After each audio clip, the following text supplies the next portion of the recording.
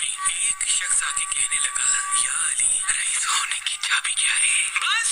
جیسے ہی یہ پوچھا گیا تو امام علی علیہ السلام نے فرمایا اے بندہ خدا یاد رکھنا جو انسان صبح اٹھنے کے بعد یا رزاق کو یا حکیم 27 مرتبہ پڑھے گا اور پھر اس امید کے ساتھ دن گزارے گا کہ اللہ کا کرم میرے ساتھ ہے اور حاضر دماغی کے ساتھ اپنے فیصلے انجام دیتا رہے گا اور اپنے وقت کی قدر کو اپنا فرض اول سمجھے گا اور جب رات کا اختتام کرے گا تب بھی یہ ورد 27 مرتبہ پڑھ کے اس امید کے ساتھ سوئے گا کہ اللہ کے کرم سے اگلے دن سے اللہ کا کرم اور بھی مجھ پہ برسے گا۔ اے شخص جس انسان کا یہ یقین ٹھہرے گا تو یہی وہ اسم اعظم اور یہی وہ صفت ہے